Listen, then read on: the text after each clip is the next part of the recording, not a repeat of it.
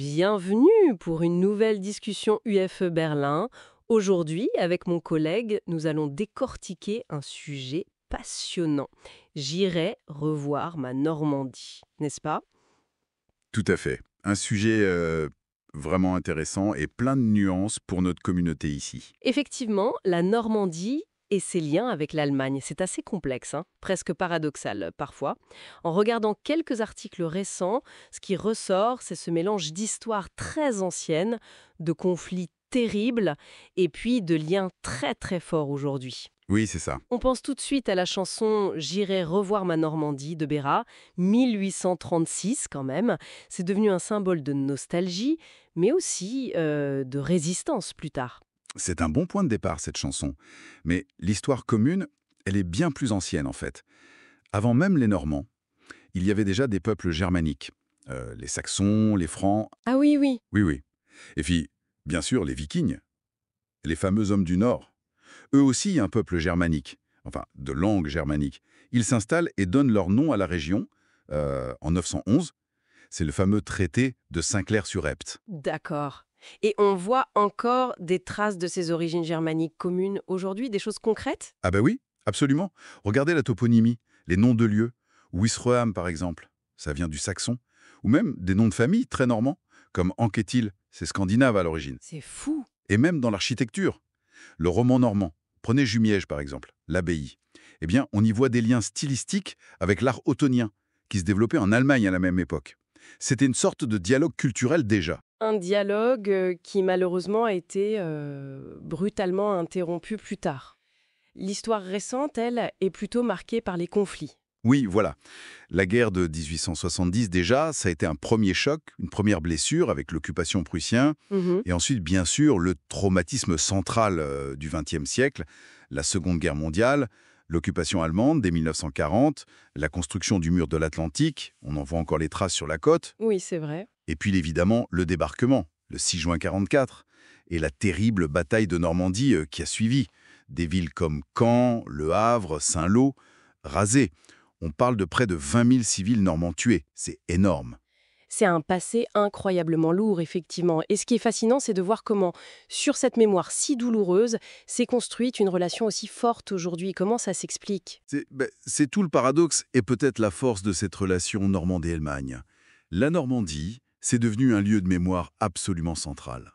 Les cimetières militaires, les musées, comme le mémorial de Caen. Oui. Et justement, Hervé Morin, le président de la région Normandie, l'a très bien dit. Il explique, je cite, « Partager la mémoire n'est pas chose facile ». La réconciliation franco-allemande autour de la mémoire a symboliquement débuté le 6 juin 2004 à l'occasion de la première cérémonie franco-allemande présidée par Jacques Chirac et Gerhard Schröder. Pour la première fois depuis la guerre, les drapeaux français et allemands ont flotté ensemble un 6 juin. Ah ouais, c'est une image très forte, ça, 2004. Très forte. Et d'ailleurs, cette évolution de la mémoire, comment on est passé de l'antagoniste à ce partage, c'est très bien analysé dans un des articles sources. Ça vaut la peine d'aller voir pour ceux que ça intéresse. D'accord. Et donc cette mémoire partagée, elle coexiste aujourd'hui avec des liens très concrets, très pragmatiques. L'économie, par exemple? Ah oui, alors là, l'économie, c'est un pilier majeur. L'Allemagne, c'est tout simplement le premier partenaire économique de la Normandie. Le premier, Carrément. le tout premier. Les exportations normandes vers l'Allemagne, en 2021, c'était plus de 3,65 milliards d'euros. C'est considérable, principalement la pharmacie, la chimie, l'aéronautique, l'automobile. Et j'imagine que ça va dans les deux sens. Des entreprises allemandes s'installent aussi en Normandie. Exactement. Il y a des investissements croisés. On a des exemples comme Südpack Medica dans l'Orne ou Knorr-Bremse près de Caen. Et à l'inverse, des entreprises normandes, notamment dans l'aéro, qui sont présentes en Allemagne. C'est une vraie interdépendance. Mhm. Il y a encore, pour les chiffres précis, par secteur, les articles sources sur notre site ufeberlin.com sont très détaillés. C'est une mine d'or pour ceux qui s'intéressent à l'éco. Bon, à savoir. Et au-delà de l'industrie, il y a un autre secteur clé, j'imagine. Le tourisme. Ah, le tourisme, oui. Essentiel. Figurez-vous que les Allemands sont la première clientèle touristique étrangère en Normandie. La première, Devant les Anglais. oui. 4,3 millions de nuitées en 2023. C'est énorme. Et ce qui est intéressant, c'est la double motivation. Il y a bien sûr l'attrait pour les paysages, la culture, la bouffe. À la gastronomie normande, oui. Exactement. Et puis, il y a aussi ce tourisme de mémoire. On estime qu'environ 300 000 Allemands visitent chaque année les plages du débarquement, ou le cimetière allemand de la Cambe, par exemple. Donc, les loisirs et le recueillement se côtoient. D'accord. Et pour que tous ces liens économiques et touristiques fonctionnent, il faut aussi des ponts humains, culturels, j'imagine, les jumelages, les jeunes. Absolument fondamentaux. Le réseau de jumelage est très très dense.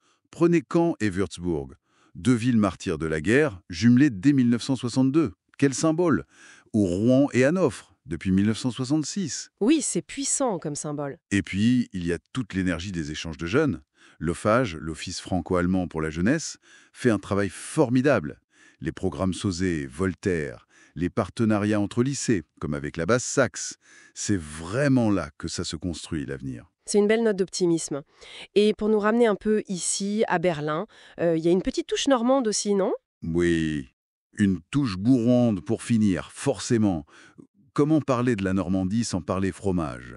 Camembert, Livaro, Neufchâtel et le Calvados, bien sûr. Ah là là, oui. Et pour notre communauté ici à Berlin, on a la chance d'avoir les délices normands de Didier Canet à Stahnsdorf. Il est d'ailleurs un fidèle soutien de l'UFE Berlin et il nous régale avec ses baguettes, ses galettes des rois. C'est un peu notre ambassade normande locale, quoi. Une excellente adresse.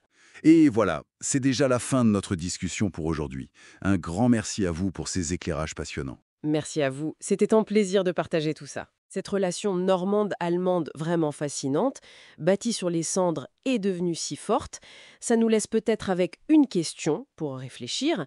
Est-ce que c'est un modèle unique ou est-ce que ces leçons sur la réconciliation par la mémoire, par les échanges, pourraient inspirer ailleurs dans le monde? Et merci à vous, chers auditeurs, pour votre écoute.